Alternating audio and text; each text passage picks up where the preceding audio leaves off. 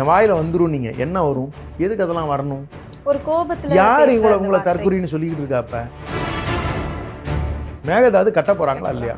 டேமில் ஜூன் 12 தண்ணி திறக்கணும். காங்கிரஸ் கூட்டணியில் இருக்குது. விவசாயிகள் வெளியே போராடிக்கிட்டு இருக்காங்க. திமுகவுடைய தூண்டுதல் தான் விவசாயிகள் வந்து அங்கங்கே போராட்டம் செய்கிறாங்கன்னு அமைச்சர். திமுக அரசியல் செய்யவே ஆரம்பிக்கல.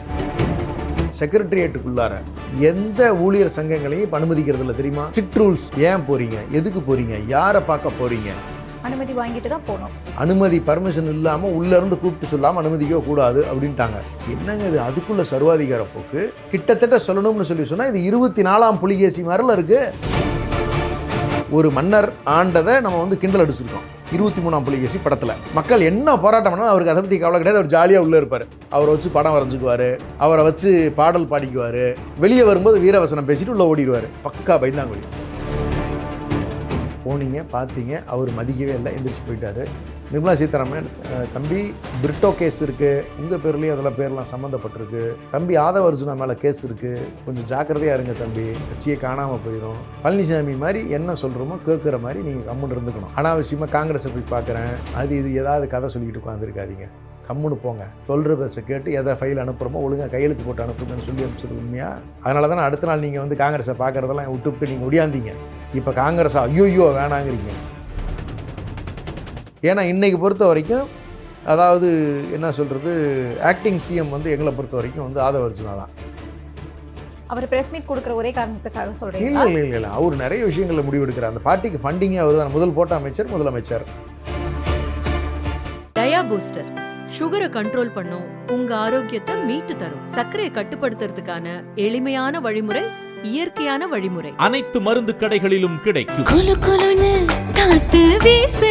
உங்கள் சத்யாவில் குளு குளு ஏசி ஆஃபர். மதிமுகம் நேயர்களுக்கு வணக்கம். நான் இசை. நேர்முகம் நிகழ்ச்சியில் நம்மோட திமுக செய்தி தொடர்பாளர் ராஜா தமிழ்மாறன் அவர்கள் இணைந்திருக்கிறார். பேசலாம். வணக்கம் சார். வணக்கம்மா. நேர்முகம் நிகழ்ச்சியில சந்தித்ததுல ரொம்ப மகிழ்ச்சி. முதலமைச்சர் விஜய் அவர்களுடைய முதல் அரசியல் பேச்சு இது வந்து ஒரு நார்மலா இதுவரைக்கும் இருந்த முதலமைச்சர்கள் பேசின மாதிரி இல்லாம வித்தியாசமா, அவங்க மாற்றம் அப்படின்னு சொன்ன மாதிரி ஒரு மாற்றமா, ஒரு நக்கல், கேலி, கிண்டல் இதெல்லாம் சேர்ந்து ஒரு விமர்சனம் மாதிரி தான் அந்த அரசியல் உரை முழுவதுமே இருந்தது. அதையும் குறிப்பாக பார்த்தோம் அப்படின்னா திமுகவை தீய சக்தி அப்படின்னு குறிப்பிட்டிருந்தாங்க. அது இப்போ வந்து தூர சக்தி, ஓர சக்தி, பாரசக்தி, தீண்டத்தகாத சக்தியோட கூட்டணி வைக்க பேச்சுவார்த்தை நடத்ததுனால அவங்க வந்து ஒரு தூர்ந்து போன சக்தி, இப்படி பல சக்திகள்னு திமுகவை விமர்சனமும் செஞ்சிருக்காரு. எப்படி பாக்குறீங்க? தீர்ந்து போன சக்தி ஏதோ ஒன்று சொன்னாரு. ஆமா, தீர்ந்து போன சக்தி. யார்? அதிமுக சொன்னாங்க. அதிமுகவை அப்படின்னா வெவ்வேறு சக்திகள் பேர்லாம் ஒவ்வொன்றுக்கு வச்சுருக்காருன்னு அர்த்தமா? அப்போ மதிமுகவுக்கு ஏதோ ஒரு பேர் இருக்குது, அப்போ வந்து காங்கிரஸுக்கு ஏதோ ஒரு பேர் இருக்குது. அப்படி வந்து இந்த ஏன்னா ஒன்று வந்து ஒரு சக்தியாக தான் இருக்க முடியும். அவங்க எல்லாம் கூட்டணிகள், கல்லாப்பட்டி கூட்டணிகள். இல்லை, அவங்களாம் எங்களோட இருந்தவர்கள் தானே. அப்போ அவர்களையும் சொல்லியிருப்பாரோ? ஏன்னா அவர் நேரடியாக எதுவுமே இது வரைக்கும் சொல்லவே இல்லை. கூட்டில் இருந்தால் திட்டக்கூடாதுன்னு இருக்கா என்ன? அப்போ அவங்கள கூட சொல்லியிருக்கிறதுக்கான வாய்ப்பு இருக்குல்ல. ஏன்னா அவர் வந்து கருப்பு வெள்ளை, அப்படி கருப்புன்னா எதுக்குன்னு தெரியுமா அப்படின்னு ஒரு சொன்னார். அந்த கருப்பு எதுக்குங்கிறது அவர் சொன்னால் தான் தெரியும். ஏன்னா பெரியார்னு சொல்கிறதுக்கே அவருக்கு வந்து வாய் கூசுது. அவருக்கு சொல்கிற விருப்பம்லாம் இல்லை. அப்படி வேகாக அப்படி கடந்துடணும். ஏன்னா பிஜேபி மண்டை மேலே அடிப்பான், சும்மா விட போகிறது இல்லை. அதனால் வந்து அப்படி மேலோட்டமாக அப்படி தொட்டுட்டு நகர்றாராம். முதல்ல இந்த ஸ்பீச்சே வந்து ஒரு சீஃப் மினிஸ்டர் எனக்கு தெரிஞ்சு எந்த நாட்டிலையுமே எந்த மாநிலங்கள்லையுமே பிரச்சாரத்துக்கு முன்னாடி இருந்த எப்படி பேசுனாங்களோ ஆட்சிக்கு வந்த பிறகு பொறுப்பேற்று அக்கௌண்டபிலிட்டியோடு பேசுவாங்க. அக்கௌண்டபிலிட்டியே இல்லாமல் மறுபடியும் ஒரு பிரச்சார பேச்சாக பேசுகிறேன் ஃபஸ்ட்டு சிஎம் சார் இவர் தான். நார்மலாக ஆட்சிக்கு வந்த பிறகு என்ன சொல்லணும்னா, அதாவது நாங்கள் ஆட்சிக்கு வந்துட்டோம், இந்தந்த திட்டங்களை உங்களுக்காக புது திட்டங்களை அந்த திட்டங்களை அறிவிக்கிறோம், ஏற்கனவே இருந்த இந்த பிரச்சனைகள்லாம் தீர்த்து வைப்பதற்கான முயற்சிகள் எடுக்கிறோம். இதுதானே நீங்கள் நீங்கள் என்னென்னலாம் தப்பு நடக்குதுன்னு சொல்லி தானே நீங்கள் ஆட்சிக்கே வந்தீங்க. அப்போ இந்தந்த தவறுகளெல்லாம் நாங்கள் சரி பண்ணுறோம்னு சொல்லி தானே நீங்கள் வரணும். அப்போ இதெல்லாம் சரி பண்ண போகிறோம்னு இல்லை நீங்கள் சொல்லணும். எதுவுமே சொல்லலை. ஏதாவது திட்ட அறிவிப்பு இருந்ததா சகோதரி? இல்லை. சிங்கப்பெண் மட்டும் ஒரு வாரம் கழித்து தொடங்குவோம் அப்படின்னு சொல்லியிருந்தாங்க. சிங்கப்பெண் என்ன ஸ்டிக்கர் மாற்றுனீங்க, இப்போ வந்து யூனிஃபார்ம் மாற்றுவீங்க, நடந்து வர ஸ்டைலை மாற்றுவீங்க, அவ்வளோதான். மார்ச் பாஸ்ட் ஸ்டைல் எதாவது மாற்றுவீங்க. மார்ச் பாஸ்ட் ஸ்டைல் மாற்ற முடியாதுடா, அது ஃபிக்ஸட். இல்லை, அது ஃபிக்ஸடு. பட் அதில் ஏதாவது ஸ்டைல்கள் இருக்கலாம். சினிமாக்காரருக்கு ஏதாவது ஒன்று தோணும், ஏதாவது ஸ்டண்ட் அடிக்கலான்னு தோணும். அதில் இவர் நடுவில் என்னது கடாஃபி மாதிரி நின்னா கூட நிற்பார். யாருக்கு தெரியும், அவர்களுக்கெல்லாம் ஒரே பாதுகாவலனாக இருக்கிறதுக்கான வாய்ப்புகள்லாம் இருக்குது. ஏதோ ஒரு ட்ராமா மொத்தத்தில் நடக்கிறதுக்கான வாய்ப்பு இருக்குது.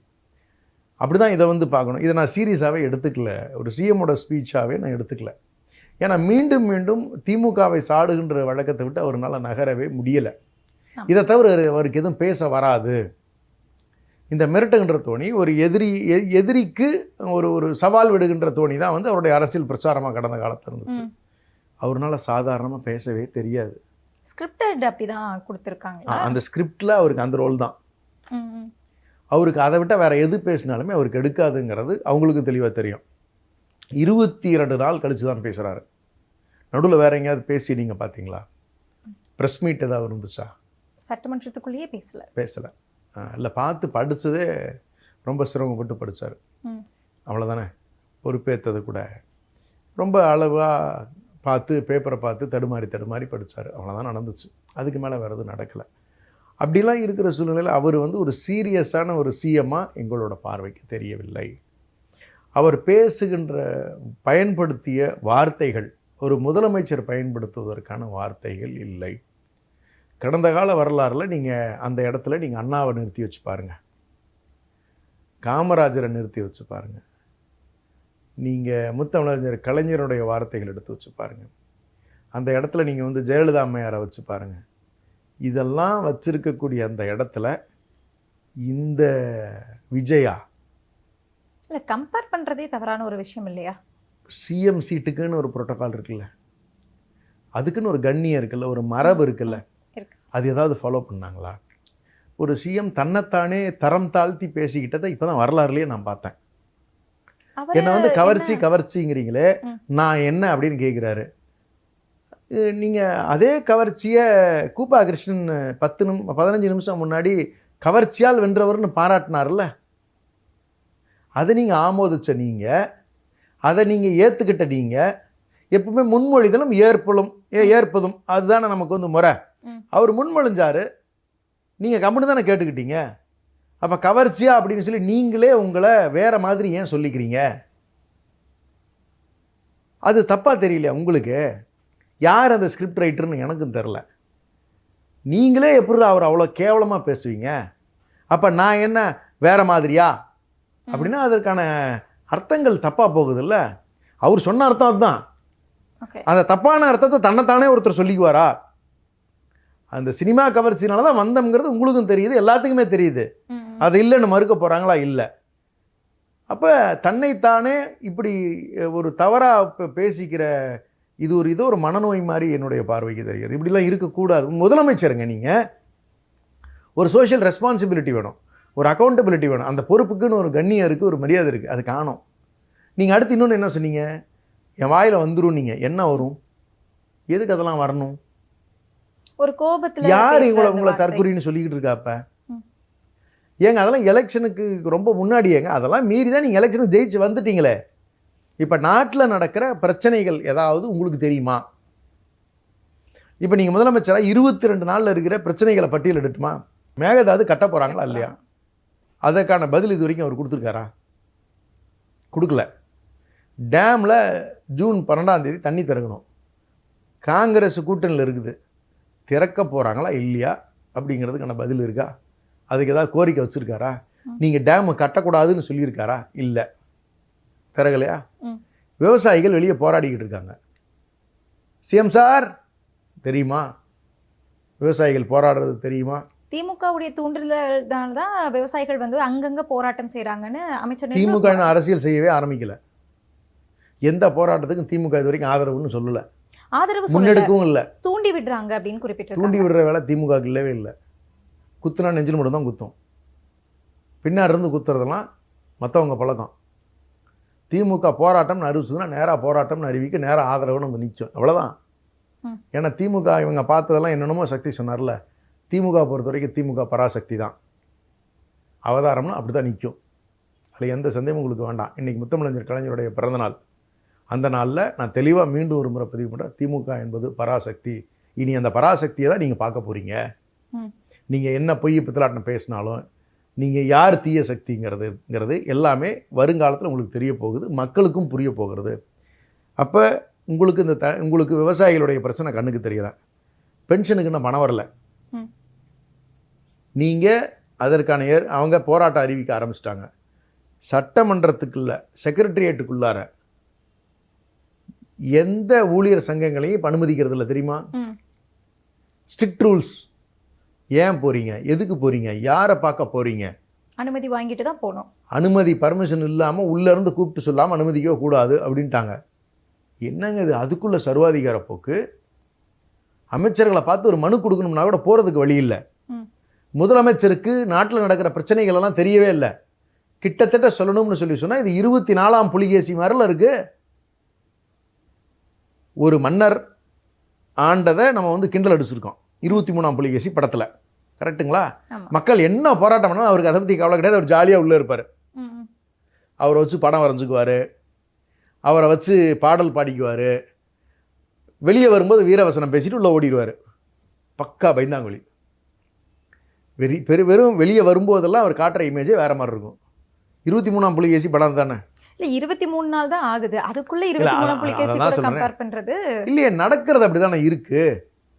இப்போ நான் இன்னொன்று கேட்குறேன், சட்டம் ஒழுங்கு இவ்வளவு பிரச்சனையாக இருக்குது. நீங்கள் கேட்குறீங்க எனக்கு டைம் கொடுங்க. சட்டம் ஒழுங்குக்கு எதுக்குங்க உங்களுக்கு டைமு? சட்டம் ஒழுங்குங்கிறது என்ன தெரியுமா? ஒரு ஆட்சியில் உட்கார்ந்த உடனே முதல் செய்தி தமிழ்நாட்டில் குற்றம் புரிகின்ற எண்ணம் இருக்கு. ஜெயலலிதா அம்மையார் நினைவு இருக்கா உங்களுக்கு? யாராவது இனிமே தவறிழைக்கணுங்கிற எண்ணம் இருந்தாலோ குற்றச்செயல் புரிவுகள் இருந்தாலோ தயவு செஞ்சு வேறு ஸ்டேட்டுக்கு ஓடி போயிடுங்கன்னாங்க. மிரட்டினாங்களா இல்லையா? ஆனால் நடந்ததே குற்றங்கள் குறைந்ததல்லவா? நீங்கள் குற்றமே நடக்காத ஒரு சமுதாயம் இருக்கவே முடியாது. ஆனால் குறைவதற்கான வாய்ப்புகள் தான் நமக்கு இருக்கணும். இங்கே அப்படி இல்லையே, உங்களுக்கு அதிகமாக இருக்கு. குற்றச்செயலில் ஈடுபட்டவர்கள் பெரும்பாலானவர் யார் தெரியுமா? ஏன் தெரியுமா? அரசு இயந்திரம் சரியாக வேலை பார்க்கல. இந்த 22 நாட்களில் தாவேகாக்காரங்க தான் போலீஸை மிரட்டினது, தாவேகாக்காரங்க தான் போலீஸ் கையை உடைச்சது, தாவேகாக்காரங்க தான் ஹாஸ்பிட்டலுக்குள்ளே போய் இன்ஸ்பெக்ஷன் மிரட்டினது, தாவேகாக்காரங்க தான் அரசு அதிகாரிகளை போய் மிரட்டினது, தாவேகா தான் மைன்ஸுக்குள்ளே போய் மிரட்டினது. இதெல்லாம் செஞ்சது யார்? ஒரு ஆளுங்கட்சி இப்படி ஒரு நிர்வாகத்தில் போய் இருக்கக்கூடியவர்களை மிரட்டுதுன்னு சொல்லி சொன்னால் அந்த நிர்வாகம் எப்படி வந்து சரியாக சீராக வேலை பார்க்க முடியும்? இல்லை, ஆளுங்கட்சினா அவங்க பொறுப்பில் இருக்கிறவங்க இல்லையே, தாவேகா பெயரை சொல்லி உள்ளே போனவங்க தானே. தாவேகாவினுடைய நிர்வாகிகள் தானே போயிருக்காங்க.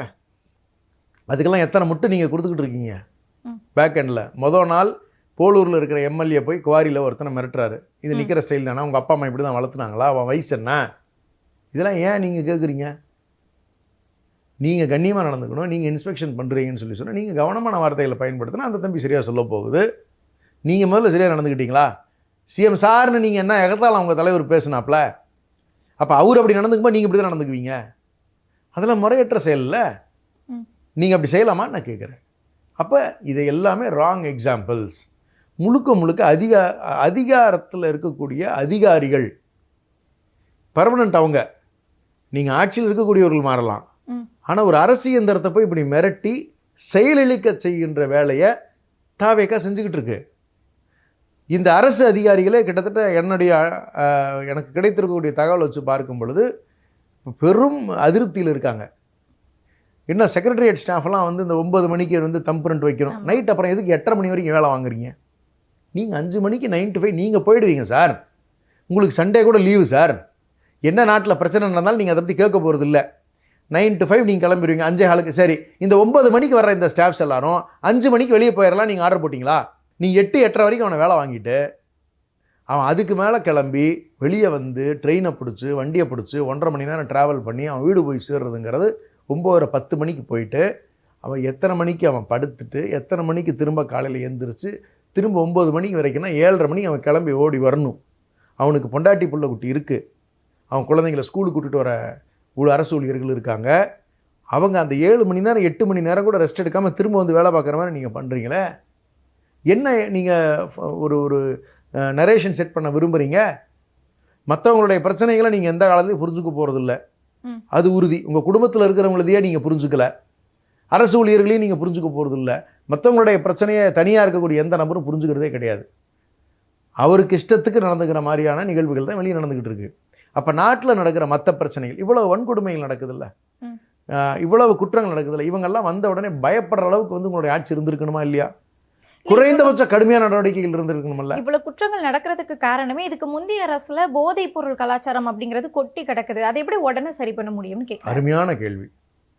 நீங்கள் வந்து 22 நாள் ஆச்சுல்ல, 2 நாளில் டிஜிபி மீட்டிங்கை போட்டு நீங்கள் எல்லா எஸ்பிக்கும் தகவலை கொடுத்து கமிஷனர்ஸுக்கும் தகவலை கொடுத்து 3ஆவது நாள் ரெய்டு நடத்தி தமிழ்நாட்டில் எவ்வளவு கஞ்சா பிடிபட்டு இருக்குதுன்னு ஸ்டேட்மெண்ட் கொடுத்துருக்கலாம்ல. பண்ண முடியுமா? முடியாதா? மைக்கில் கூப்பிட்டு ஆல் ஸ்டேஷன்ஸ் இமீடியட்டாக அவங்கவுங்க லிமிட்டில் இருக்கிற எங்கே கஞ்சா இருந்தாலும் தயவு செஞ்சு இன்றைக்கி சாயந்தரம் ரைடு போங்க, எங்கே இருந்தாலும் பிடிங்க, பிடிச்சி இமீடியட்டாக ரிப்போர்ட் பண்ணுங்கள், எத்தனை கேஜி இருந்ததுன்னு, ஸ்டேட்டை எவ்வளோ கண்ட்ரோல் கொண்டு வந்தோன்னு ரிப்போர்ட் பண்ணுங்கள், இன்ஸ்பெக்டர் ஓவர் கேட்கலாம்ல. மைக்கில் கூப்பிட்டு சொன்னால் போதும் இல்லைம்மா? போயிடுமா போகாதா? சாயந்தரம் ரைடு நடத்திடலாமா? நடத்திடலாம்ல. அதெல்லாம் பிடிச்சி கொண்டு வந்து தமிழ்நாட்டில் இவ்வளோ கஞ்சா பிடிச்சிருக்கோன்னு ஒரு ரிப்போர்ட் போட்டிருக்கலாம்ல. 4ஆவது நாள் அதை செஞ்சுருக்கலாமா? எதுக்குமா 22 நாள் தேவை? எங்கே இப்படி பிடிச்சாங்க சொல்லுங்க. எனக்கு பிடிக்கல. ஏன் பிடிக்கல? 4ஆவது நாள் நீங்கள் பிடிச்சிருந்தீங்கன்னா ஒருவேளை நீங்கள் சொன்னது உண்மைன்னு ஆயிருக்கும், மக்களை நம்புவாங்க, அப்போ கஞ்சா கண்ட்ரோலுக்கு வந்துருச்சுன்னு சொல்லலாம். அதுவும் நடக்கலை. அப்படின்னா கஞ்சா வந்து இங்கே இருக்கா இல்லையாங்கிற ப்ரூவ் பண்ண வேண்டிய ரெஸ்பான்சிபிலிட்டி நீங்கள் எங்கள் மேலே ஒருத்தர் குற்றச்சாட்டு உண்மையாக இருந்ததுன்னா நீங்கள் கஞ்சாவை பிடிச்சிருக்கணும். இல்லைன்னா நீங்கள் சொன்ன குற்றச்சாட்டு பொய்ன்னு அர்த்தம். இப்போ எதை நான் நம்புறது? இது மக்களுக்கான கேள்வி தான். இவ்வளோ சொன்னாரே உங்கள் சிஎம், கஞ்சா பிடிச்சாரா? மக்களே பதில் சொல்லுங்க. தாவேகாவுக்கு வாக்களித்த சகோதரிகள் சொல்லுங்க. வன்கொடுமைகளை விஜய் நிறுத்திட்டாரா? ஆட்சி மீது குற்றம் சொன்ன சகோதரிகள் இருக்கீங்கல்ல, பெண்கள் இருக்கீங்கல்ல, நீங்கள் சொல்லுங்க, ஏன் நிறுத்தலை? இல்லை, இப்போ எனக்கு என்ன கேள்வினா, வன்கொடுமைகள் இதை வந்து நம்ம எப்படி அரசு மேலே பழி போட முடியும்? இதானே திமுக ஆட்சியில் வச்ச அந்த ஒரு டிஃபெண்ட். ஏங்க, நாங்கள் அதை சொன்னப்போ யாரும் ஒத்துக்கலைங்களே. இன்ஃபேக்ட் அதோட டபுள் மடங்கு நடந்திருக்கு. நேற்று நடந்த என்ன வன்கொடுமையில் தாவேகா நிர்வாகிகள் 2 பேரை ஈடுபட்டிருக்காங்களே, அது என்னன்னு பார்க்க சொல்கிறீங்க. எத்தனை இடங்களில் வேலை வாங்கி தரோன்னு சொல்லிட்டோம், இந்த போஸ்டிங் வாங்கித்தரேன், அந்த போஸ்டிங் வாங்கித்தரேன்னு பணம் ஏமாத்துகிற வேலைகளை தாவேகா ஈடுபட்டிருக்குங்கிறதும் வழக்குகள் பதிய ஆரம்பிச்சிட்டதும் பார்த்துத்தானே இருக்குது அந்த 10 நாளில். அப்போ மொத்தமாகவே இந்த குற்றச்செயல்கள் அதிகமாவதற்கு காரணம் தாவேகாவினுடைய கட்சி நிர்வாகிகள் தவறாக நடந்து கொள்ளுகிறார்கள். இந்த சமுதாயத்தை சீரழிக்கின்ற வேலையை தாவேகா செய்து கொண்டிருக்கிறது. அட்வான்டேஜ் எடுத்துக்கிறாங்க அப்படின்னு. எக்ஸாக்ட்லி, அதுதான் உண்மை. நான் இது மட்டும் இல்லை, நீங்கள் திருவள்ளுவருக்கு காவிச்சாயம் பூசுகிறாங்க ஆளுநர் மாளிகையில், ஏதாவது பதில் சொன்னீங்க? ஏதாவது நீங்கள் மறுத்தீங்களா? அதுவும் குறிப்பாக திருவள்ளுவர் தினம் வந்து நம்ம ஜனவரியில் தான் கொண்டாடிட்டு இருக்கோம். இப்போ கொண்டாட வேண்டிய அவசியம் என்னவா இருக்கும்? அதுதான் ஆர்எஸ்எஸ் நிர்மல்குமார் அவர்கள் ஏற்கனவே ஒரு 5-6 ஆண்டுகளுக்கு முன்னாடி ஏங்க இதெல்லாம் ஒரு பெரிய விஷயமாங்கன்னு கடந்து போனார். ஆனால் அவங்களுக்கு அதை ஆக்கிறதுல அவங்களுக்கு ஒரு பெரிய திருப்தி அதில் இருக்குது. ஏன்னா ஆர்எஸ்எஸ்காரங்க அப்படி தான் இருப்பாங்க. ஆளுநர் அவர் தான். அப்போ இந்த சட்ட அமைச்சர் தானே அதுக்கெல்லாம் கேள்விகள் கேட்டிருக்கணும். நிறுத்தினாங்களா? இல்லை. அப்போ கிட்டத்தட்ட பாரதிய ஜனதா ஆட்சிங்கிறது உறுதியாகுதா? கேள்வி கேட்கணும்ல முதலமைச்சர்.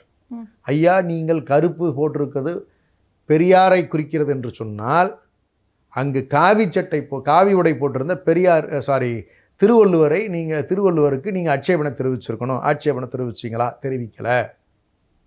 கிளியர். அடுத்தது, உணவில் ஒரு ஜிஆர் சுவாமிநாதன் அவர்கள் ஒரு வழக்கு தீர்ப்பு கொடுத்தாரு.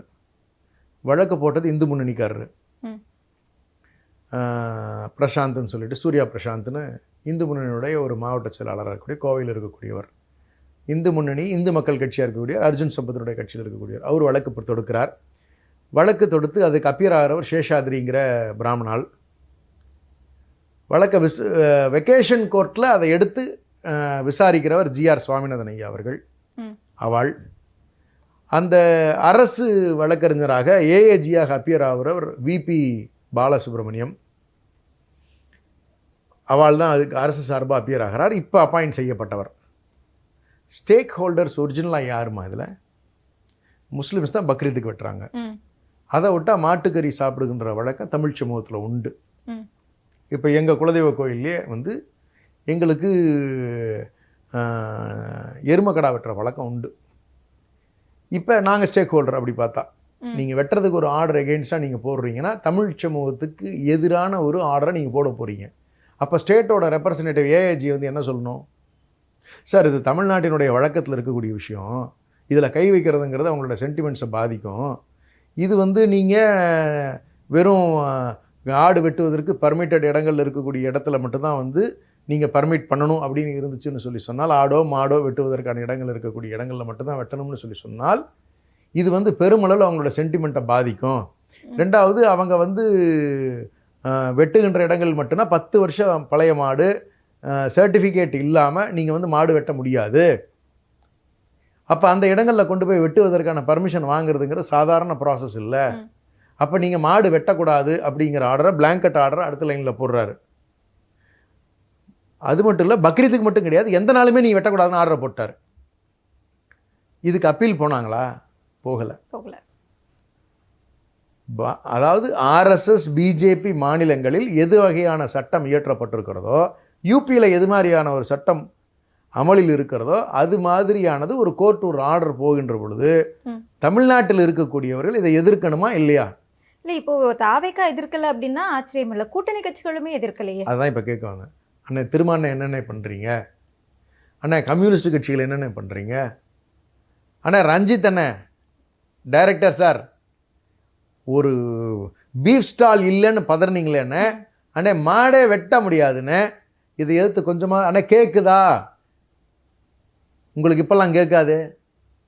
அந்த ஒட்டுமொத்த சமூகமுமே இன்றைக்கி தமிழ் சமூகத்தில் இருக்கக்கூடியவர்கள் பெரும்பாலும் மாட்டுக்கறி சாப்பிடுகின்ற வழக்கம் ஓபிசிஸில் உண்டு, எஸ்சிஸில் உண்டு, இந்த செக்டரில் உண்டு. நீங்கள் அப்பர் கிளாஸ்னால் அது தனியாக நீங்கள் பிரித்து வச்சுருக்கீங்க. அவங்க சாப்பிட மாட்டாங்கன்னு வச்சுக்கோங்க, வைணவம் இல்லை வந்து அப்பர் காஸ்ட்டில் அது இல்லைன்னு வச்சுக்கோங்க, மாட்டுக்கறி சாப்பிட மாட்டாங்க, சாப்பிட்றாங்க. அது வெளிநாடுகள் போகின்ற பழக்கம் இருக்கக்கூடியவர்கள் விரும்புகின்றவர் சாப்பிட்றாங்க. ஆனால் பெரும்பான்மையானவர்கள் இந்த சமூகத்தில் இருக்கக்கூடியவர்கள் உணவு வகையில் மாட்டுக்கறிங்கிறது அவசியமானது.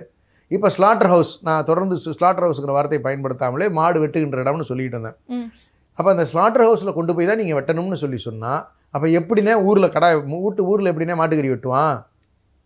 அப்போ அது குற்றமான செயல் இல்லையா?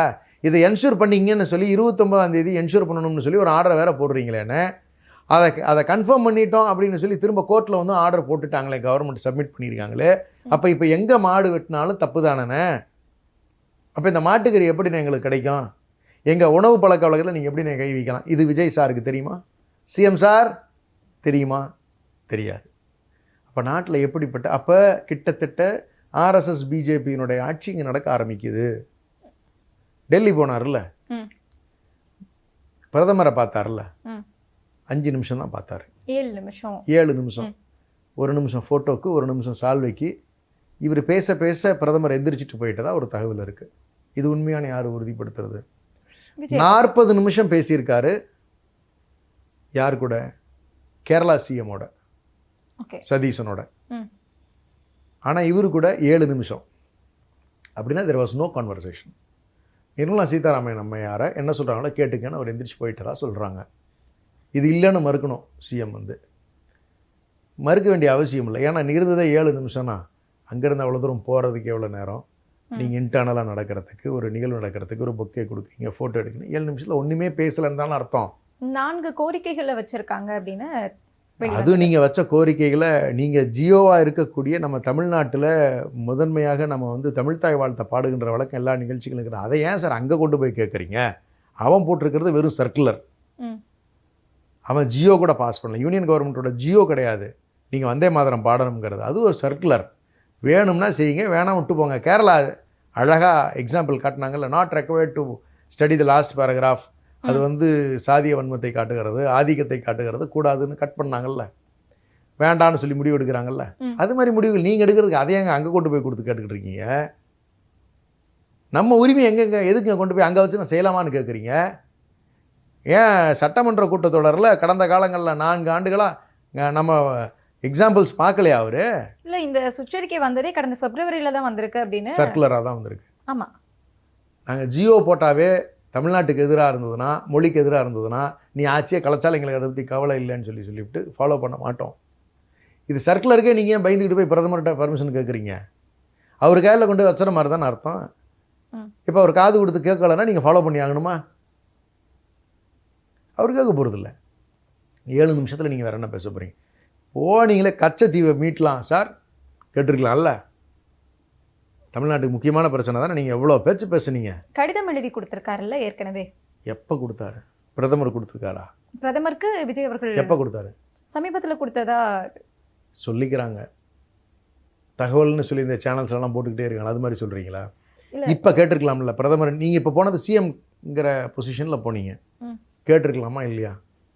ஏன் கேட்கல? சார், மும்மொழி கொள்கையை ஜூலை முதல் வாரத்திலிருந்து அமல்படுத்த சொல்லியிருக்கிறார்கள் சிபிஎஸ்சி ஸ்கூல்ஸில். தமிழ்நாட்டில் இருமொழி கொள்கை தான் இருக்குது, அதை செய்ய இயலாது. அதுக்கான ரிலாக்ஸேஷன் எங்களுக்கு கொடுக்கணும், எங்களுக்கான தனி உத்தரவு இருக்குது, இருமொழி கொள்கை தான் நாங்கள் ஃபாலோ பண்ணுவோம்னு கொடுத்துருக்கலாமே பிஎம்க்கு. ஏன் கொடுக்கல? அப்படின்னா இதை பற்றிலாம் உங்களுக்கு எதுவும் கவலை இல்லை. போனீங்க, பார்த்தீங்க, அவர் மதிக்கவே இல்லை, எந்திரிச்சு போயிட்டார். அடுத்து நிர்மலா சீதாராமன் அம்மையாரை போய் பார்த்தீங்க. நடந்த நிகழ்வுகளை நானும் சொல்கிறேன். இல்லைன்னு நீங்கள் தான் மறுத்து சொல்லுங்களாம் பார்க்கலாம். நிர்மலா சீதாராமன், தம்பி பிரிட்டோ கேஸ் இருக்குது, இடி கேஸு, உங்கள் உறவினருடைய கேஸு, உங்கள் பேர்லேயும் அதெல்லாம் பேர்லாம் சம்மந்தப்பட்டிருக்கு. தம்பி ஆதவ அர்ஜுனா மேலே கேஸ் இருக்குது, கொஞ்சம் ஜாக்கிரதையாக இருங்க தம்பி, கட்சியை காணாமல் போயிடும். பழனிசாமி மாதிரி என்ன சொல்கிறோமோ கேட்குற மாதிரி நீங்கள் கம்முன்னு இருந்துக்கணும். அனாவசியமாக காங்கிரஸை போய் பார்க்குறேன், வீங்கிரஸை போய் பார்க்குறேன், அது இது ஏதாவது கதை சொல்லிக்கிட்டு உட்காந்துருக்காதீங்க. கம்முன்னு போங்க. சொல்கிற பேச கேட்டு எதை ஃபைல் அனுப்புகிறோமோ ஒழுங்காக கையெழுத்து போட்டு அனுப்புங்கன்னு சொல்லி அனுப்பிச்சது உண்மையா? அதனால தானே அடுத்த நாள் நீங்கள் வந்து காங்கிரஸை பார்க்குறதெல்லாம் விட்டு நீங்கள் ஒடியாந்தீங்க. இப்போ காங்கிரஸா ஐயோ வேணாங்கிறீங்க. அப்போ பேருக்கு டம்மி ஆகிடுச்சா காங்கிரஸ்? இல்லை, காங்கிரஸுமே இன்னைக்கு ஒரு ஸ்டேட்மெண்ட் ஒன்று கொடுத்துருக்காங்க. மாநிலங்களவை தேர்தல் வந்து வேற, அதுக்கு நாங்கள் வந்து தனியாக கலந்து ஆலோசிப்போம், இந்தியா கூட்டணியில் இன்னுமே திமுக இருக்குது அப்படின்னு கிரிசோடங்கிறவர்கள் ஒரு ஸ்டேட்மெண்ட் கொடுத்துருக்காரு. கிரிசோடங்கிற என்ன லூசாமா? எனக்கு புரியல. இல்லை, ஏன் அப்படி கேட்குறீங்க? வருங்காலத்தில் வருகின்ற தேர்தல்களில் அக்ரிமெண்ட் என்ன போட்டாங்க? உள்ளாட்சி தேர்தல், அடுத்த பாராளுமன்ற தேர்தல் எல்லாத்துலேயும் வந்து தாவேகா கூட்டணியில் இருக்கும் அப்படின்னு தானே சைன் பண்ணாங்க. அப்போ அது என்னாச்சு? அப்போ அது பொய்யா கோபால்? பதில் இல்லையே. அதுக்கு பதில் சொல்லுங்க முதல்ல. அப்படி வச்சுக்கிட்டு திமுக கூட்டணியில் இருக்குதுன்னு சொல்லி இவர் சொல்கிறதுக்கு இவர் யார்? அப்போ திமுக இந்தியா கூட்டணியில் இல்லை அப்படின்னு சொல்கிறீங்களா? நான் எப்படிமா அவங்க கூட்டணியில் இருக்க முடியும்? இவங்க தான் சொல்லாமலாம் ஓடி போன பயலவு தானே இவங்க. இல்லை, இந்தியா கூட்டணி அப்படிங்கிறது காங்கிரஸ் மட்டுமே சேர்ந்தது கிடையாதுல்ல. அப்படிலாம் இல்லைம்மா. எங்களை பொறுத்த வரைக்கும், அதாவது குறைந்தபட்ச நாகரீகம்ங்கிறது ஒரு தேர்தலில் நீங்கள் வெற்றி பெற்ற பிறகு வந்து நீங்கள் வந்து இல்லைங்க எங்கள் சூழ்நிலை இப்படி இருக்குன்னு அட்லீஸ்ட் திருமாவளவன் சொல்லிட்டு போனாங்க, கம்யூனிஸ்டுகள் சொல்லிட்டு போனாங்க. இது குறைந்தபட்ச நாகரீகம். அதாவது ஒரு மினிமம் ஒரு தமிழ்நாட்டினுடைய பண்பில் அறம் சார்ந்த விஷயங்கள் இருக்கணும். குறைந்தபட்ச நாகரிகமாவது பின்பற்றணும். அட்லீஸ்ட் வந்து சொல்லிவிட்டு அது போயிருக்கலாம்ல. அது கூட இல்லாமல் நைட்டோட நைட்டாக ஓடி போயிட்டீங்க. கேட்டால் ஒரு பெரிய புருடா விடுறாப்புல அந்த தம்பி, அவர் பேர் என்னது, மாணிக்கம் தாகூர். அவங்க அன்றைக்கே பேச ஆரம்பிச்சிட்டாங்கங்க. அதிமுக யோ எதையாவது சொல்லிவிட போகிறான். இல்லை, அவர் தேர்தலுக்கு முன்னாடியே சொல்லிட்டு இருந்தார் மாணிக்கம் தாக்கூர். ஐயோ, அதாவது நீங்கள் வேணான்னா போயிருக்க வேண்டியதானே. உங்களை யார் இழுத்து பிடிச்சாங்க? உங்களுக்கு அவ்வளோ சங்கடமாக இருந்ததுன்னா போய் தனியாக நின்று இருக்க வேண்டியதான், இல்லை தேவைக்காக கூட போயிருக்க வேண்டியதானே. என்ன கட்டாயம் உங்களுக்கு இப்போ இங்கே இருக்கணும்னு? இல்லை எங்களுக்கு விருப்பம்லாம் தெளிவாக போயிருக்க வேண்டியதானே. எங்களுக்கும் பிரச்சனை இல்லாமல் இருக்கு. 28 சீட் இருந்திருக்கோம், குறைந்தபட்சம் ஒரு 15லையாவது நாங்கள் ஜெயிச்சிருப்போம். நீங்கள் இருந்தனால தான் எங்களுக்கு அதுவும் குறைஞ்சிச்சு. நீங்கள் ஏற்பட்டின இந்த ஒரு நெகட்டிவிட்டி தான் வந்து எங்களுக்கு தேவையில்லாத குழப்பமாகவே இருந்துச்சு. அதெல்லாம் தவிர்த்துருக்கலாமே. இவ்வளோதான் போயிருக்க வேண்டியதானே முதல்லையே. இப்போ நீங்கள் எடுத்து வச்சுக்கோங்க.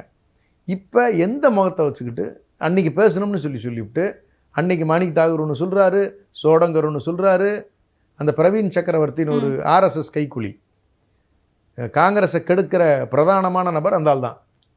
அவர்களெல்லாம் சேர்ந்து என்ன முடிவு எடுத்து சொன்னாங்க? திமுகவை கிரிட்டிசைஸ் எல்லாம் பண்ணினீங்கல்ல. இன்னைக்கு எந்த முகத்தை வச்சுக்கிட்டு இந்தியா கூட்டணியில் திமுக இருக்குதுன்னு பேசிக்கிட்டு இருக்கீங்க? இது எல்லாமே தவறான அணுகுமுறை. துரோகிகள் யார், நண்பர்கள் யாருன்னு களம் காணுகின்ற சூழல் இது.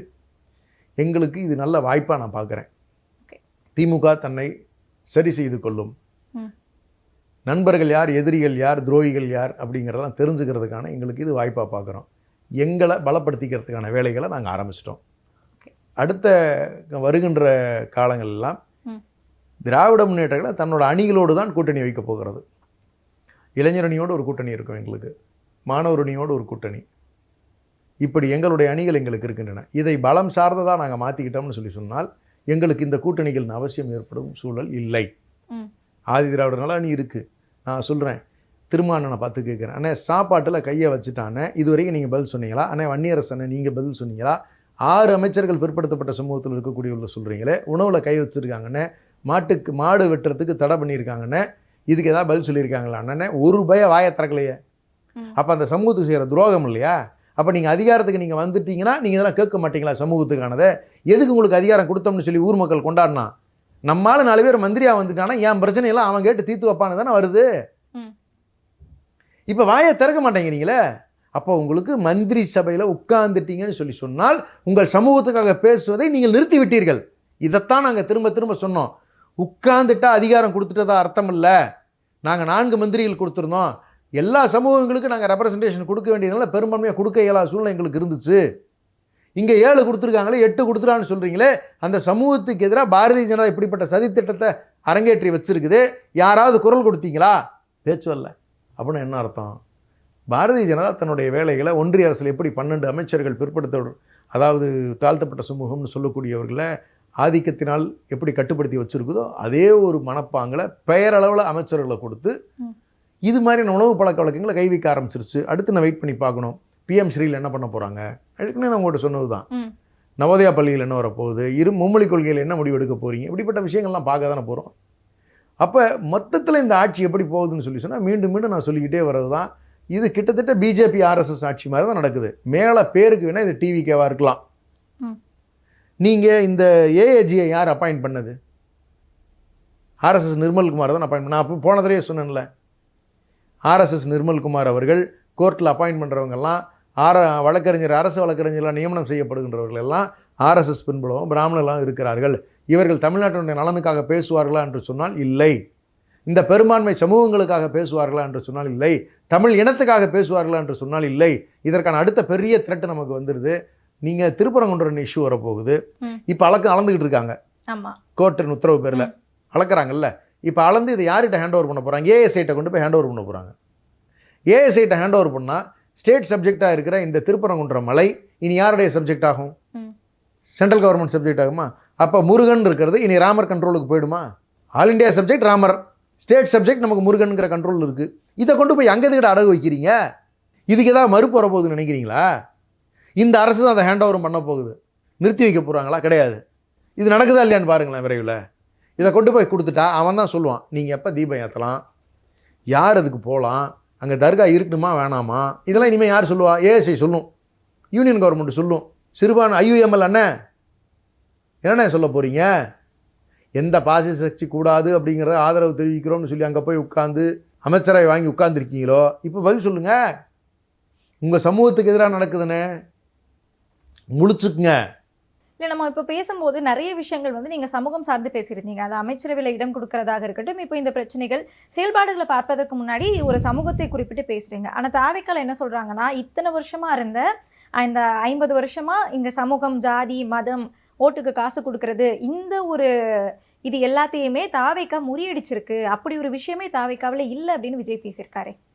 அவர் பேசுனதில் ஒரு சில விஷயங்கள் நான் ஒத்துக்கிறேன். என்னென்ன ஒத்துக்கிறேன்னு சொல்லி சொன்னால், ரொம்ப சிம்பிளாக ஒரு பெரிய ஏமாற்று வேலையை அவர் செய்திருக்கிறாருங்கிறத ஒப்புதல் ஸ்டேட்மெண்ட் தான் அது.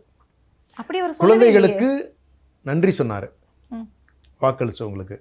அவர் வேண்டுகோள் வச்சதும் குழந்தைகளுக்கு தான்.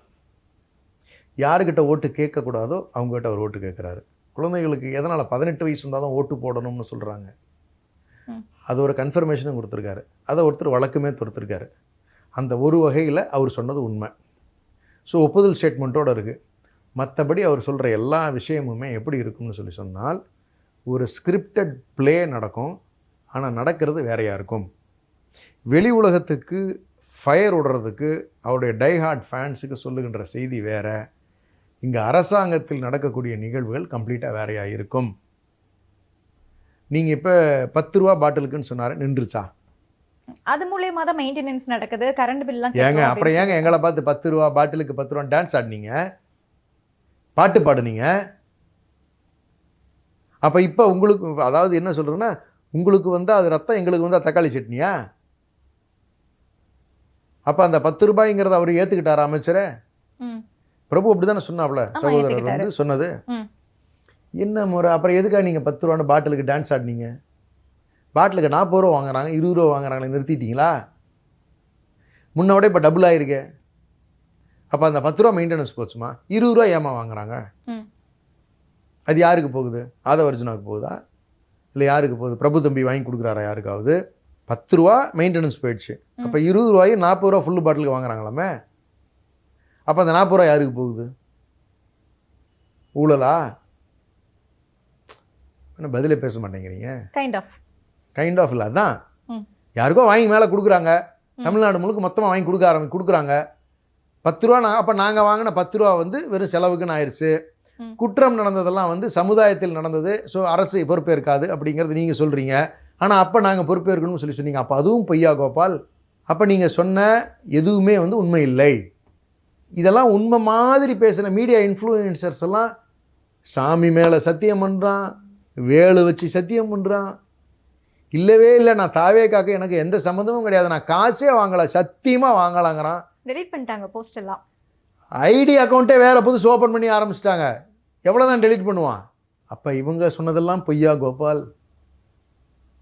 அப்போ மொத்தமாக ஒரு பெரிய பொய்யை கட்டமைச்சிக்கிட்டு வந்திருக்காங்க. இப்போ எக்ஸ்போஸ் ஆகுறாங்க, பறந்துட்டாங்க சிட்டா.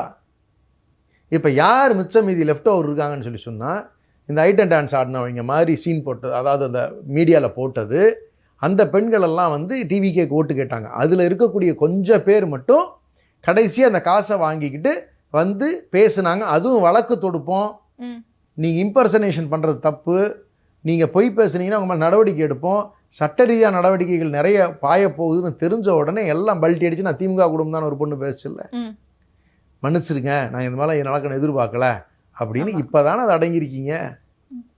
அப்போ நீங்கள் பேசுகின்ற பொய்கள் எல்லாம் வெளி உலகத்திற்கு தெரிஞ்சிருச்சு. இப்போ நீங்கள் பப்ளிக்கை ஃபேஸ் பண்ணுறதுக்கு பயப்படுறீங்க, மீடியாவை ஃபேஸ் பண்ணுறதுக்கு பயப்படுறீங்க.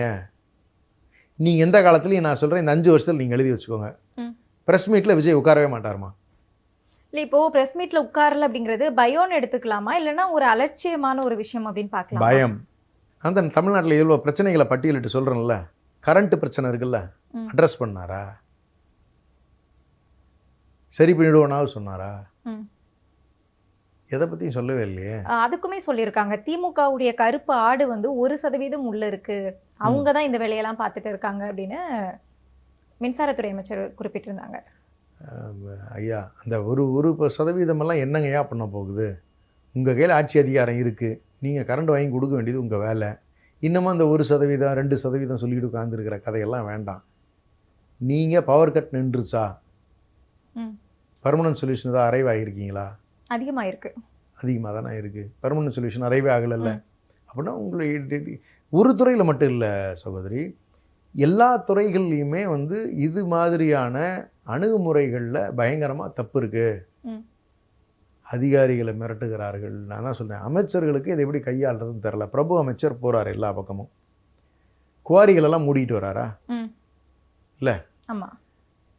நீங்கள் இப்படி மூடிக்கிட்டு வந்தீங்கன்னா நீங்கள் ரெகுலேட் பண்ணணுங்கிற மோட்டிவில் மூடுறீங்களா, இல்லை மூடினதெல்லாம் திரும்ப திறக்கிறதுக்கு கட்டிங் கேட்க போகிறீங்களா, கமிஷன் கேட்க போகிறீங்களா, இல்லை புது குவாரியெல்லாம் டெண்டர் விடும்போது நீங்கள் அமௌண்ட் வாங்குறதுக்காக பிளான் பண்ணிவிட்டு இருக்கிறத மூடிட்டு புதுசு கொடுக்க போகிறீங்களா, இல்லை இருக்கிறதெல்லாம் ரெகுலேட் பண்ணுறதுக்கு ஏதாவது சிஸ்டம் வச்சுருக்கீங்களா?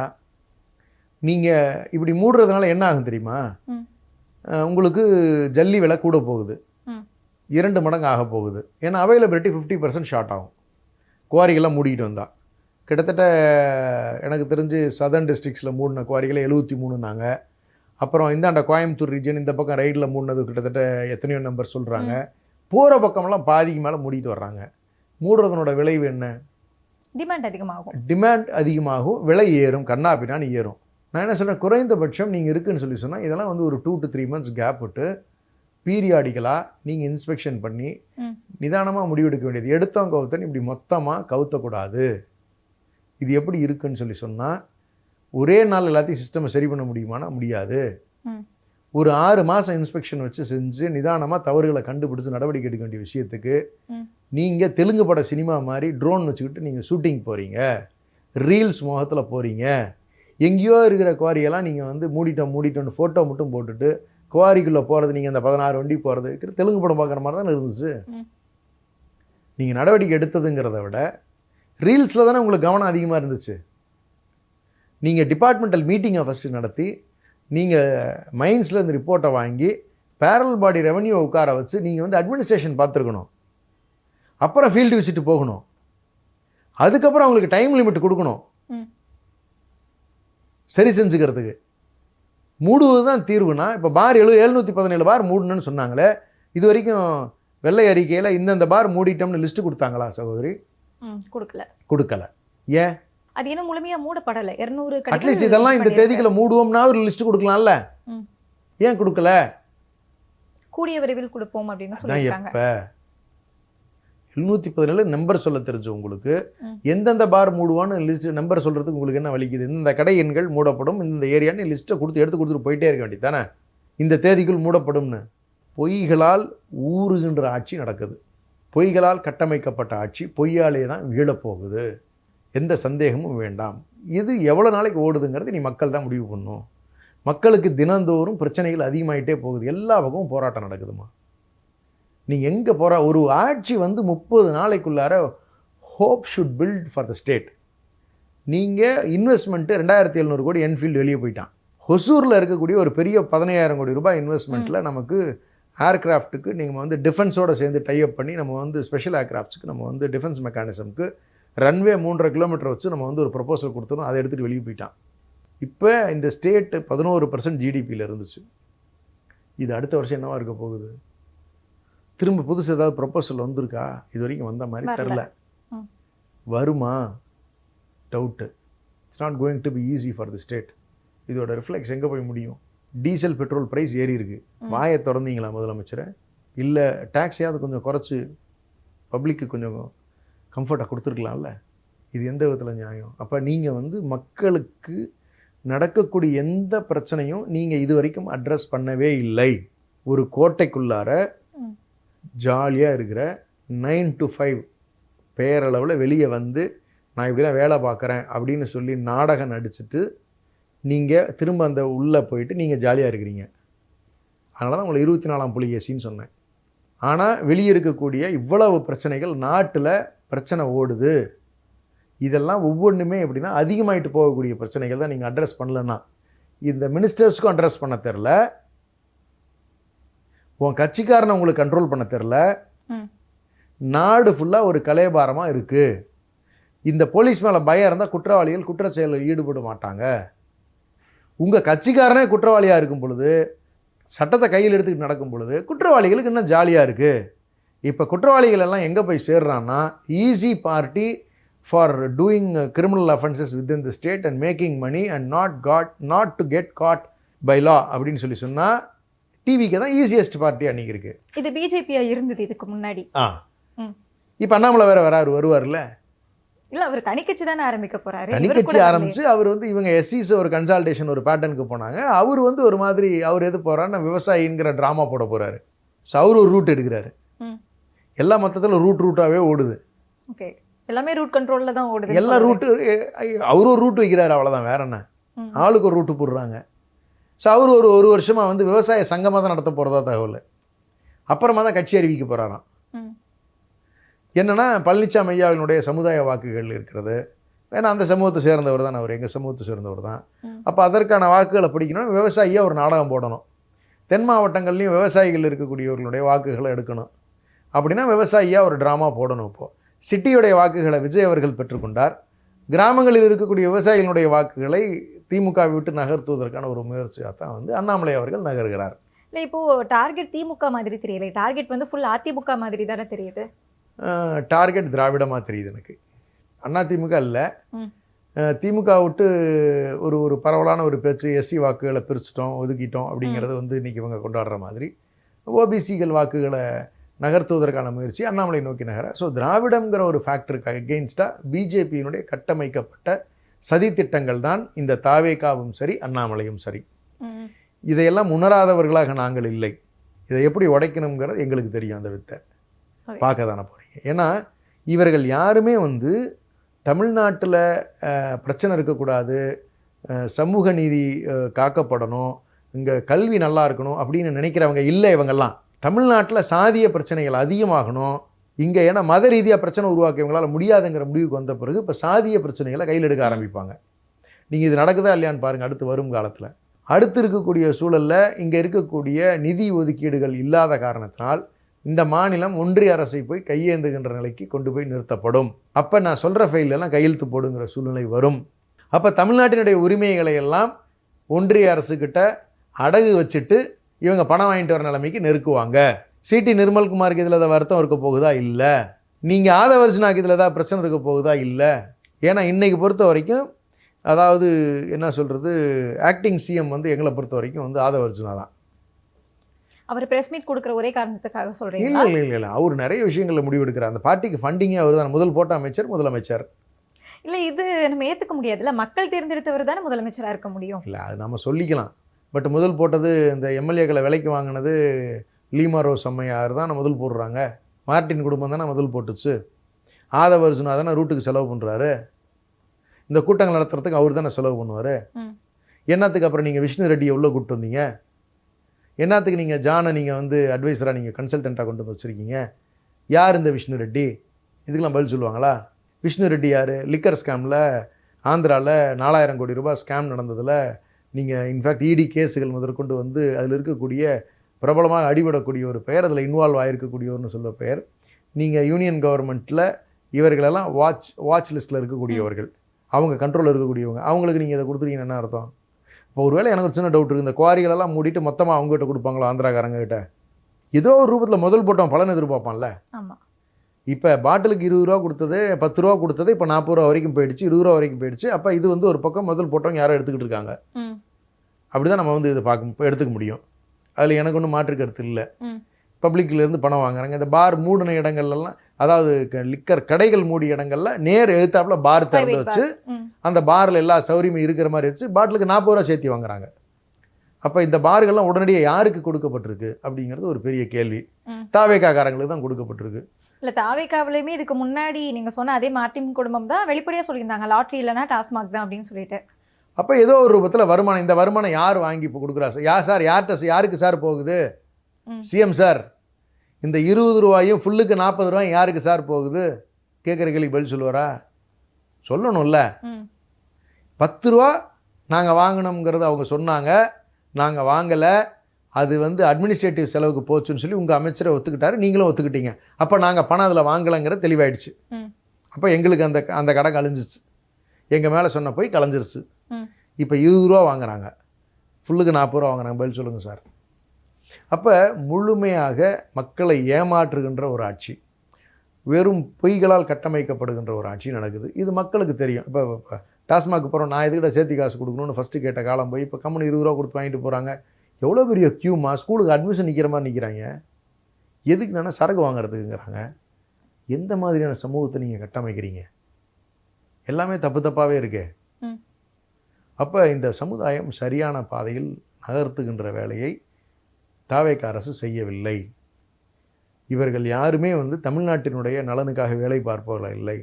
பாரதிய ஜனதாவினுடைய கைக்கூலியாக இருந்து கொண்டு விஜய் அவர்கள் இந்த பவரை என்ஜாய் பண்ணுறாரு. சுற்றி இருக்கிற இந்த அமைச்சர்கள் தமிழ்நாட்டை சீரழிக்கின்ற வேலையை தினந்தோறும் செய்து கொண்டிருக்கிறார்கள். இது ஒரு 6 மாதம் to 1 வருஷம் ஆகும்போது மக்கள் மத்தியில் கடுமையான அதிருப்தியை உருவாக்கும். இது தொடர்தானே போகுது. இன்னும் வெயிட் பண்ணி பார்த்தா தானே இப்போ நிர்மலா சீதாராமன் அம்மையார் சொன்னது உண்மையா பொய்யா இதெல்லாம் பார்க்க வேண்டி வரும்ல. கண்டிப்பாக. நீங்கள் பேசும்போதே வந்து திமுகவில் 10 ரூபாய் வாங்கினாங்க, இங்கே 20 ரூபாய் வாங்கினாங்க, அங்கே சட்டம் ஒழுங்கு கம்மியாக இருந்தது, அதை விட இப்போ வந்து அதிகமாக இருக்குது பேசுகிறீங்க. அப்போ தாவேகாவுக்கும் திமுகவுக்கும் எந்த ஒரு வித்தியாசமுமே இல்லையா? வித்தியாசமும் இல்லைங்கிறதுல திமுக ஆட்சியில் இருந்த பொழுது எல்லாவற்றையும் ஒரு கட்டுப்பாட்டுக்குள்ளே வச்சுருந்தோம். எப்படின்னு சொன்னீங்கன்னா அவங்க வந்து சிஎம் ரொம்ப ஸ்ட்ரிக்டாக இருப்பாங்க. ஒரு உதாரணத்தை சொல்கிறேனே, நீங்கள் அம்மா உணவகத்தில் போய் ஆட்சிக்கு வந்த உடனே எங்களுடைய கட்சிக்காரர் என்ன பண்ணுறாரு, போய் அம்மாவுடைய படத்தை எடுத்துகிட்டு அம்மா உணவகத்தில் அந்த போர்டெல்லாம் எடுக்கிறாரு. அது வீடியோவில் வந்துருச்சு. அதனால கட்சி விட்டு நீக்கிவிட்டார். இல்லை, அது பேக் ஃபயர் ஆகும் திமுகவுக்கு, அதனால நீக்கிருக்காங்க. இன்றைக்கி விஜய் படத்தை எடுத்துகிட்டு வச்சுக்கிட்டு இருக்காங்களேம்மா, அது என்ன ஃப்ரண்ட் ஃபயரா? தப்பு இல்லை அது. எப்படி நீங்கள் வந்து ஜெயலலிதா அம்மையாரனுடைய படத்தை எடுத்துகிட்டு அந்த அம்மா உருவாக்கின திட்டம் நாங்களே அதை எடுக்கலையே. லீடர்ஸ்க்குன்னு ஒரு சிலதை நம்ம வந்து விட்டுறணும், அதெல்லாம் கை வைக்கக்கூடாது. நீங்கள் என்ன பண்ணுறீங்க, அதெல்லாம் எடுத்துகிட்டு நீங்கள் வந்து விஜய் படத்தை கொண்டு போய் நீங்கள் இந்த இடத்துல ஒட்டிட்டீங்க. இது என்ன அணுகுமுறை? பெரியார் நூலகம், பெரியார் உலகம்னு சொல்லி நம்ம வந்து பெரிய லைப்ரரி ஒன்று நம்ம வந்து கோயம்புத்தூரில் கொடுத்துருக்கோம். ப்ரெஸ் ரிலீஸில் மாபெரும் நூலகம் அப்படின்னு மட்டும் போடுறீங்களே, அந்த பெரியாருங்கிற பேரை சொல்கிறதுக்கு உங்களுக்கு கஷ்டமாக இருக்கு. என்ன அணுகுமுறை இது? இதுக்கு தான் பெரியார் படத்தை பின்னாடி பெருசாக போட்டுக்கிட்டு இருக்கீங்களா? திருத்தப்பட்டு மறுபடியும் பெரியாரோட பெயர் சேர்த்து வந்தது அறிக்கை. அது பின்னாடி திருத்தப்பட்டது ஏன்? அப்போ இன்றைக்கும் ஸ்டாலின் தான் ஆளுகிறார். நீங்கள் எந்த திட்டங்களையாவது எங்கள் திட்டங்களை தொட முடியுதா? 1000 ரூபாய் நிறுத்த முடிஞ்சிச்சா? பிங்க் பஸ் நிறுத்த முடிஞ்சிச்சா? அப்போ இந்த நல்ல திட்டங்களை நீங்கள் தொடர்ந்து செயல்படுத்தித்தான் ஆக வேண்டும். நீங்கள் சொன்னது எதையாவது ஒன்று புதுசாக செஞ்சுருக்கீங்களா சிஎம் சார்?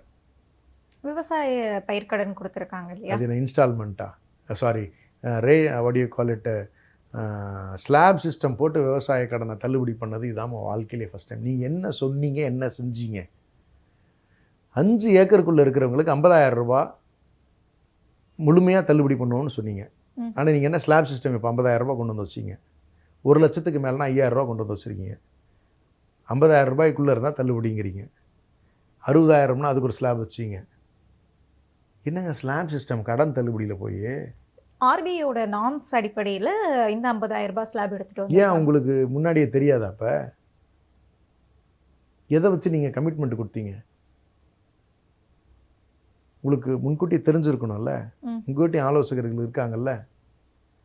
அப்போ எதை பேஸ் பண்ணி நீங்கள் சொன்னீங்க? நீங்கள் சொன்னதை இப்போ செய்யலைல்ல. 2,500 ரூபா இன்னும் கொடுக்கல. என் பஸ்ஸு நீங்கள் என்ன சொன்னீங்க? கன்னியாகுமரியில் என்னுடைய சகோதரி ஏறினாங்கன்னு சொல்லி சொன்னால் அண்ணனோட பஸ்ஸு. நீங்கள் சென்னையில் ஏறுனீங்கன்னா கன்னியாகுமரியில் போய் இறங்கிக்கலாம், உங்களை யாரும் கேட்க மாட்டாங்க. நீங்கள் இன்றைக்கி அப்படியா? நீங்கள் மாணவர்களுக்கு, வேலை இல்லாத பட்டதாரிகளுக்கு மாதம் 4,000 ரூபாய் கொடுப்பேன்னு சொன்னீங்களா, சொல்லலையா? கொடுத்தீங்களா சிஎம் சார்? எப்போ கொடுக்க போகிறீங்க? நீங்கள் கொடுக்கணும், சொன்னதை செய்யணும். எப்போ கொடுக்க போகிறீங்க? அதுக்கு தான் சொன்னார், ஒரே நாளில் கொடுக்க முடியுமா, ஆனால் ஒரு நாள் கொடுப்பேன் அப்படின்னாரு. அந்த ஒரு நாள் என்னைக்கு? நிதி வந்து சரியான நிலைமைக்கு வரும்போது, சமநிலைக்கு வரும்போது. நிதியை யார் சரி பண்ணணும்? யார் சகோதரி சரி பண்ணணும்? முதலமைச்சர் அவர்கள் தான். எப்போ சரி பண்ணுவாரோ? அது சரி பண்ணிட்டு பண்ணக்கூடிய ஒரு நாள் அந்த திட்டத்தை நான் செய்வேன் அப்படின்னு சொல்கிறாரு. அப்போ அவர் செய்ய போகிறதில்ல, கொடுக்க போகிறதும் இல்லைன்னு அர்த்தமா? அப்படி எடுத்துக்கலாமா? 1 ஆண்டுகளுக்குள்ளே கொடுப்பேன், எனக்கு அவகாசம் கொடுங்க, 2 ஆண்டுக்குள்ளே கொடுப்பேன். நீங்கள் ஒரு ப்ராஃபிட் அண்ட் லாஸ் கால்குலேஷன் போடுறோன்னு வச்சுக்கோங்க, ஒரு வீட்டோடைய பட்ஜெட்டே போடுவோன்னு வச்சுக்கோங்களேன். நமக்கு தெரியும் என் வருமானம் இவ்வளோ தான் இருக்குது, நான் அந்த வருமானத்தை பெருக்க போகிறோமா. குடும்பத்தில் நான் சொல்லியிருக்கேன், கணவன்கிட்ட, ஒரு கணவன் வந்து குடும்பத் தலைவராக இருக்கக்கூடியவர் தன்னோட குழந்தைகளுக்கு ஃபீஸ் கட்டுறது வந்து எல்லாமே ஒரு பிளானிங் பண்ணணும்ல. இப்போ குறைந்தபட்சம் சொல்லணும்ல, இந்த காலகட்டத்துக்குள்ளே அதை செய்வோம்னு. இத்தனை டெண்டரை நீங்கள் நிப்பாட்டினீங்களே, ஒரே ஆர்டரில் கேன்சல் பண்ணீங்களே ஈபியில். இப்போ அவன் கோர்ட்டில் போய் ஆர்டர் வாங்கியிருக்கான் பாதி பேர். இப்போ இதுக்கு என்ன சொல்ல போகிறீங்க? எல்லாத்தையும் நிறுத்துறது தீர்வு இல்லை, சரி செய்கிறதுனா கிட்டத்தட்ட அரசு இயந்திரத்தில் சரி பண்ணணும்னா எப்படின்னு சொல்லி சொன்னால், ஒரு உதாரணத்தோடு சொல்கிறேன். ஒரு பைக்கோடைய பிஸ்டன் ரிங்ஸ் மாற்றணும், இன்ஜினில் வேலை செய்யணும்னா இன்ஜினை நிறுத்திட்டு நீங்கள் வந்து வேலை பார்க்கலாம், கழட்டிட்டு திரும்ப எல்லாம் புதுசாக போட்டு திரும்ப பூட்டி ஓட்டலாம். ஆனால் ஒரு டாக்டர் உயிரோடு இருக்கக்கூடிய உடலுக்கு ஹார்ட் சர்ஜரி செய்கிற மாதிரி இருக்கணும். அது ஹார்ட்டை நான் நிறுத்திட்டு இந்த ஹார்ட்டை நான் சரி பண்ணிவிட்டு திரும்ப ஓட போகிறேன்னு சொல்ல முடியுமா? முடியாது. இப்போ இவங்க ட்ரை பண்ணுற பேட்டர்ன்லாம் இருக்குது பார்த்தீங்களா? நான் குவாரியை மூடிடுவேன், இந்த ஆர்டர்லாம் நான் கேன்சல் பண்ணிவிடுவேன், இந்த கடையை மூடிடுவேன் அப்படிங்கிறதெல்லாம் என்னென்னா, ஹார்ட்டை நிறுத்திட்டு நான் இதை சரி பண்ண பிறகு திரும்ப ஓட போகிறேங்கிற மாதிரி அரசு இயந்திரத்தை செயலிழக்க செய்கிறது. இதை திரும்ப சரியாக ஓட்ட முடியுமானா இதனுடைய ரெட்ரோஸ்பெக்டிவாக வரக்கூடிய ரிப்பிள் எஃபெக்ட்னு சொல்லுவோம், ஒரு செயலால் வரக்கூடிய பின்விளைவுகள். இது கடுமையான சேதங்களை உருவாக்கும், ஃபைனான்ஷியல் கிரைசிஸ் முதற்கொண்டு ஸ்டேட்டுக்கு கொண்டு வரும், முதலீடுகள் தமிழ்நாட்டுக்கு வராது இவர்கள் செய்கின்ற தவறுகளால். இதனால் ஃபைனான்ஷியல் கிரைசிஸ் ஸ்டேட்டுக்கு வரும். இது கேப் அதிகமாக ஆக நீங்கள் கடன் வாங்குகின்ற தகுதி உங்களுக்கு குறைஞ்சிரும். அப்போ மக்கள் சிரமப்படுவாங்க. அரசு ஊழியர்களுக்கு நான் எழுதி வச்சுக்கோங்க, அரசு ஊழியர்களுக்கு சம்பளம் போடுகின்ற நாட்கள் தள்ளி போகின்ற சூழல் வரும். ஏன்னா மிஸ்மேனேஜ்மெண்ட் தான். இன்றைக்கே நான் சொல்கிறேன், இவருக்கு அந்த ஸ்கில் இல்லை, இவர் அந்த ஃபோக்கஸ் இல்லை, இவர் கூட இருக்கிறவங்களுக்கும் தெரியலை. ஒரு நிதியமைச்சராக ஒரு கிட்டத்தட்ட ஒரு ரவுடி பேரை போட்ட மாதிரி போட்டு வச்சுருக்காங்க. அந்த வீடியோலாம் வந்து எவ்வளோ மோசமாக இருந்துச்சு. நீங்கள் அவர் போய் நிதியமைச்சராக போட்டு வச்சுருக்கீங்க. வட இந்தியாவில் மீடியாவில் போட்டு கிளின்னு கிழிச்சாங்க. ரொம்ப தப்பாக போயிருக்கு. ஏன்னா எனக்கு என்னென்னா ரொம்ப வருத்தமாக இருக்கிறது என்னென்னா, எவ்வளவு பார்த்து கழகத்தினுடைய தலைவர் அவர்கள் இந்த திராவிட மாடல்னு உருவாக்கி எல்லாரையும் அவ்வளோ கம்ஃபர்டபுளாக வச்சுருந்தாரு. இப்போ எல்லா செக்டர் ஆஃப் பீப்புளுமே வந்து போராட ஆரம்பிச்சிட்டாங்களே. ஒரு தகராறு நடக்கிறது, ஒரு சண்டைக்கு போகிறது, ஒருத்தனை மிரட்டுறது, ஒரு ஜேசிபி ஆப்ரேட்டர் அடிக்கிறது, சட்டத்தை கையில் எடுத்துக்கிறது, இது மாதிரி நாடே ஒரு மாதிரி யூபி மாதிரி தமிழ்நாடு பிஹேவ் பண்ண ஆரம்பிக்குது. இல்லை, தமிழ்நாட்டில் இதுக்கு முன்னாடி போராட்டங்களே இல்லை அப்படின்னு சொல்ல வரீங்களா?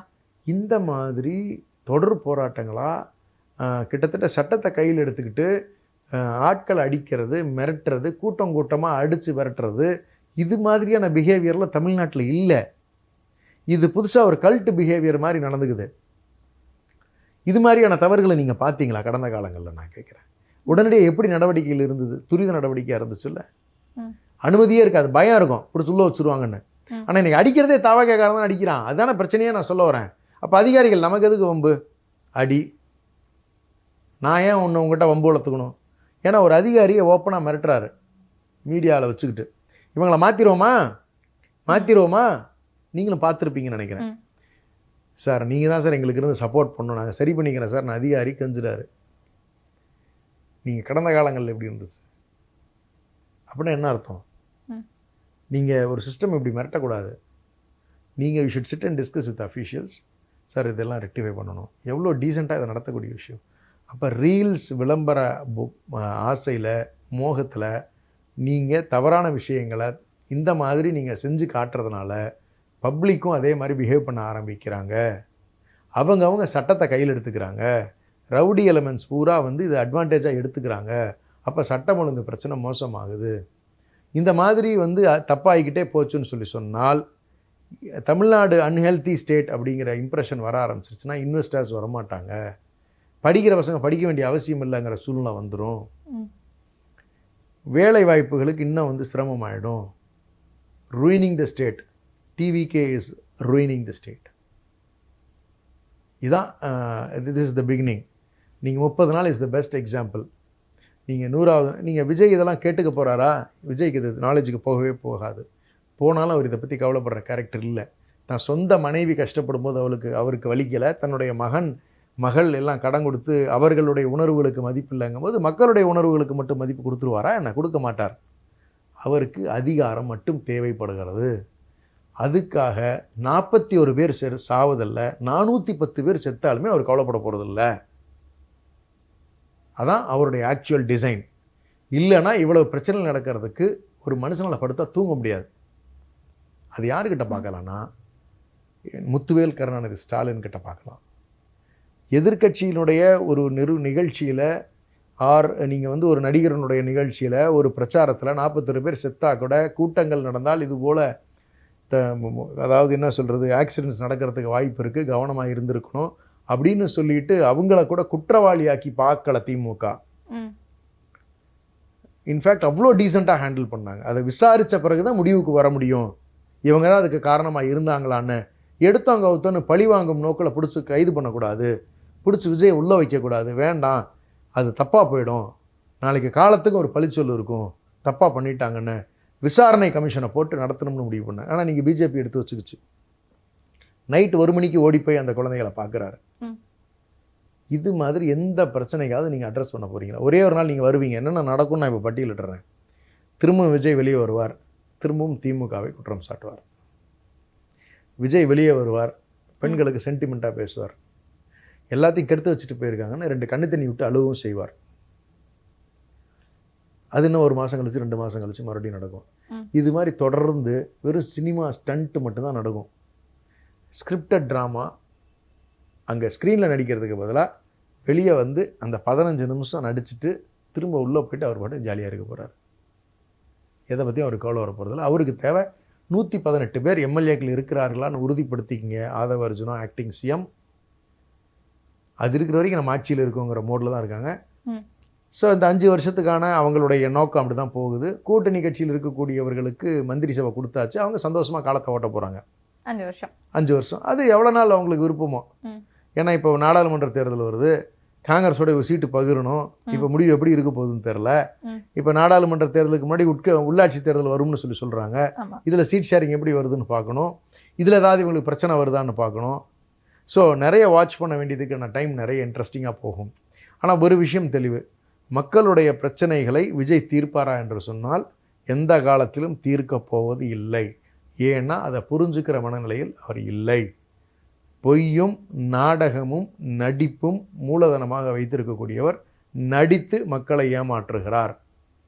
இதுதான் என்னுடைய ஃபைனல் கன்க்ளூஷனை என்னால் சொல்ல முடியும். இந்த பாஸ்ட் 25 டேஸில் நடந்த நிகழ்வுகளை வச்சு நான் சொல்கிறேன். நான் அது வருங்காலத்தில் வந்து நிறைய ப்ரூஃப் நம்ம பார்க்க தான் போகிறோம். கண்டிப்பாக பார்க்கலாம் சார். நிறைய தகவல்களை பகிர்ந்திருந்தீங்க. ரொம்ப நன்றி. நன்றி சோதரி.